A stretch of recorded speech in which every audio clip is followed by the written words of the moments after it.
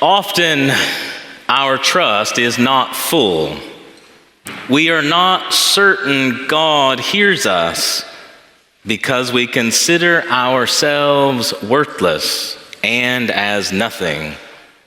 This is ridiculous and the very cause of our weakness. Julian of Norwich, the infinitely quotable and always insightful English mystic, describes trust, what we often refer to here as faith, as the total recognition that who we are as humans is bound up together with who God is. Our nature is bound up together with the God who dwells among us. In short, when we think less of ourselves and behave as less than the image of God that we are, we deny the truth of human nature as saturated with grace. Each year on this holiest of nights, we rehearse the impossible story of the holy breath of God flowing through the archangel Gabriel into the womb of Mary, bringing about the mystery of divine incarnation in Jesus, the Messiah. Emmanuel, God with us, is come. The holy breath of God is with us now, flowing about this sacred gathering, wondering, who will be willing to breathe deeply the breath of aliveness so that God is newly embodied in each one? As with Mary, says Meister Eckhart, a seed of God is in us.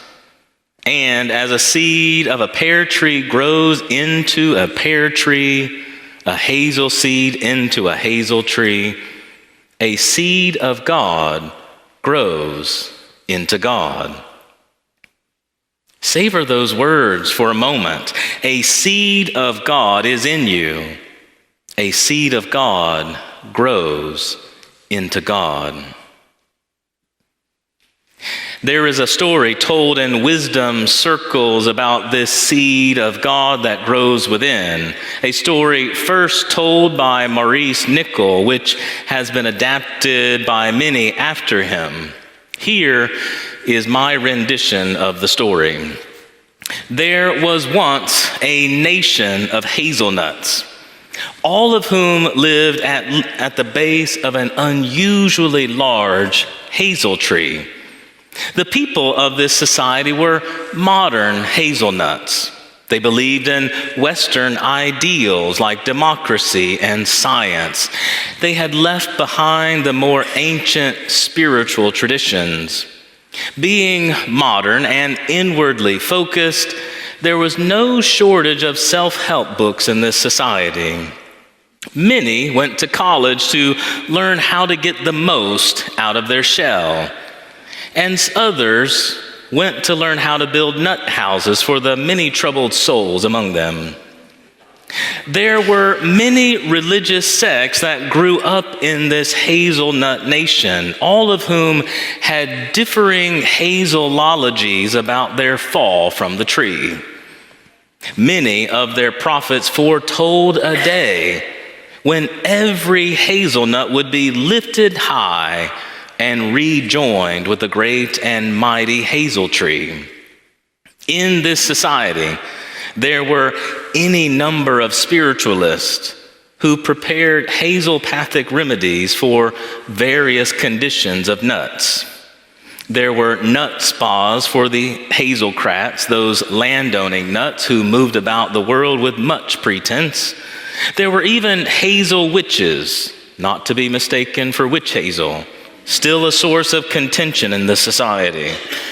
These hazel witches, or hazitches for short, were often ridiculed, even persecuted by the Hazuritans, a puritanical religious sect who were particularly afraid of women and non-binary nuts. One day, amidst the hustle and bustle of this hazel nation, there suddenly appeared a wild and crazy nut who had apparently dropped out of the blue from a passing bird. This nut seemed nuttier than other hazelnuts. He had not gone to the traditional hazel schools, he wasn't particularly polished, and he was not well regarded by the hazel priest. This rogue hazelnut told a wild and crazy tale. Pointing up at the great hazel tree, he said to all the nuts who had ears to hear, "We are that." Everyone listening to his nutty tale cried out in response, "You're nuts." He smiled. There was one hazelnut in the crowd, a well-known hazologian called Nutodemus, who engaged this strange nut in conversation, asking him, "So tell us, how could we ever become that? How could we ever become a great hazel tree?" "Well," said the stranger, "it has something to do with going into the ground and having our shells cracked open." "That's insane," they cried. Nutodemus continued his conversation with the stranger. "If we went into the ground and cracked open, we wouldn't be hazelnuts anymore."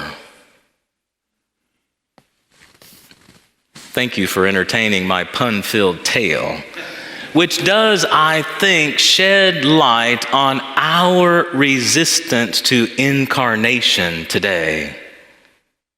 How often do we deny our heart's transformation out of fear of losing ourselves, or perhaps for fear of cracking open and becoming who God has made us to be? Like the great hazel tree in the story, the only thing preventing our nutty little lives from rooting and branching out into fullness of life is the felt sense of security we so often locate in the shells of society, in the shells of culture, our upbringing, even the shells of our religious traditions. What often gets in our way, what often prevents the divine seeds of our lives from sprouting, rooting, and flowering into freedom and peace, is that we so often trust our deficiencies more than we trust God's sufficiency. I received a phone call last week from my daughter, Ada. She's sitting right there in the middle back there. She's the one that just slumped down. She was headed back from her semester abroad in France and decided to call me at 12:54 a.m. to check in. "Dad, were you expecting someone else, dear? A tree fell on the train tracks. We might not make it to Paris in time to catch our flight." "Okay," I said, "what would you like me to do about it?" "Should we try to get on another flight?" "How long before your flight takes off?" I asked. "It leaves in 5 hours. 5 hours? How about you wait and see if you make it to the airport, and then we can figure out if you need to do anything about your flight." "But what if I miss my flight?" "Worst case scenario, dear, you're stuck in Paris for the night. I know that sounds harsh, but I think you'll be okay." "Wait, Dad, the train's moving. I gotta go." Click. In a matter of 5 minutes, Ada had woken me up from my slumber so that I could share in her anxiety about not getting home, only for everything to resolve itself in short order, as I was then left to attempt falling back asleep. There are any number of things in life that cause us grief, anxiety, and suffering. What I have continued to notice in my own life, in those I serve, in humanity at large, and in the recent phone call I had with Ada before she would walk through the door of our home 24 hours later, almost to the minute, is that the greatest sources of our grief and suffering are the stories we tell ourselves about what can't, about what might, or about what might not happen. We are constantly on edge, constantly attempting to manage what might happen, trying to mitigate what might go wrong, or prepare for potential risk or damage. In the process, we find ourselves ever on high alert, anxious, worried about things that neither exist nor over which we have control. What would it look like? What would it look like to surrender these stories to God? To surrender our expectations, the many what ifs of our lives, to surrender our tiny, self-conscious hazelnut lives to God, and let the seed of God within crack our shells and open us to fullness of life. You see, incarnation is all about surrender. It is about surrendering to the embodiment of God in our lives, surrendering to the Word becoming flesh in us. This surrendering opens us to a state of awareness where we move beyond trying to manage or control life or to advise others in their own. Surrendering opens us to the deeply human state of receiving, a totalizing receptivity of God, our neighbor, creation, receptivity to life. This is when we shift from self-consciousness to a deep and abiding self-awareness where my attention is directed not towards someone or something who may be impacting my life, but I become aware of how the holy breath of God is flowing all around, bringing all things together. This is also when I deepen my awareness of my own contribution to wholeness and my contribution to our society's lack of deep connection. Surrender is also ordinary. It's not just about surrendering to a diagnosis or the surrender that comes when we hit rock bottom. It's as ordinary as driving down the road. Some of you know that I struggle with all those sinful people in Knoxville who don't know how to drive. You know who they are. They drive 10 miles below the speed limit. They refuse to use a blinker. They're texting instead of noticing that the light has been green for some time. God forgive you if you're one of these people, but know that I pray for you often. And as I wait behind the person in front of me who's trying to remember which pedal is the gas and which is the brake, I hear Jesus whisper, "Surrender." When the person at the three-way stop near our home sits idle, refusing to go in turn, I hear Jesus whisper, "Surrender."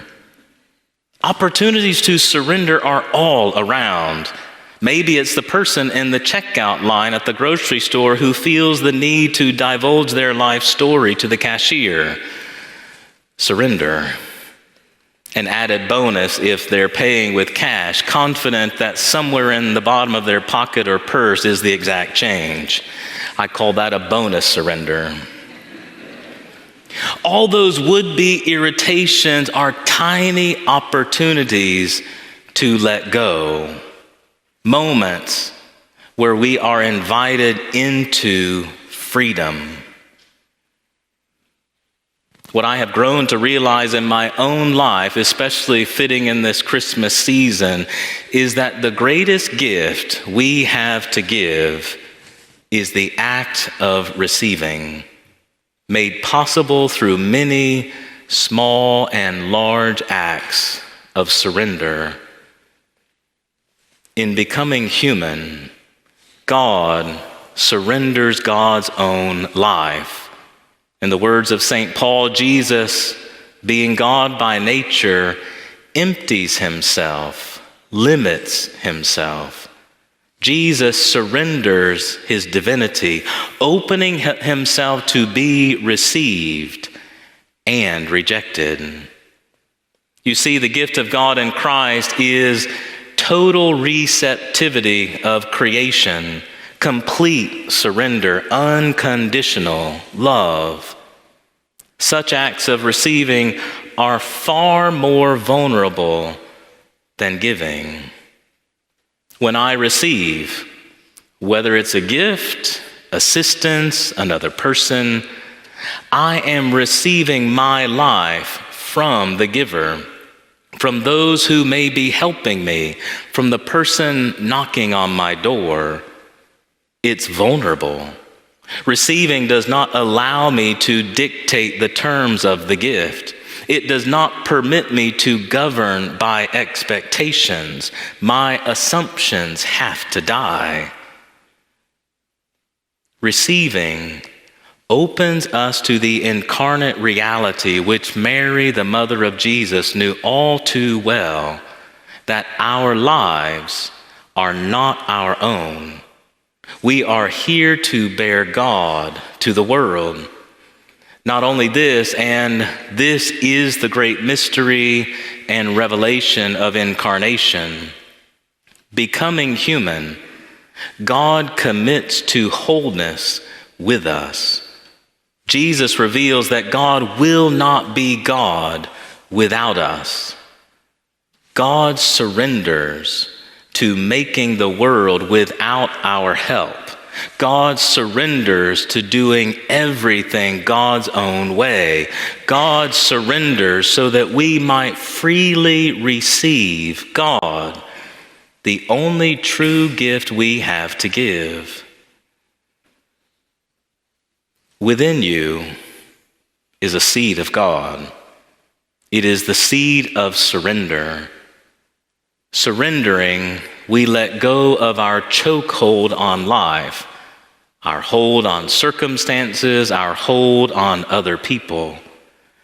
In each and every act of surrender, both great and small, we experience the presence of God with deepening awareness. The story of Emmanuel, God with us, hereby supplants the self-diminishing stories we often tell ourselves. Our trust increases. Our shells crack. We receive who we are as we are known and breathed into being by God. For we are that. We are the image of God that Jesus reveals us to be. Amen.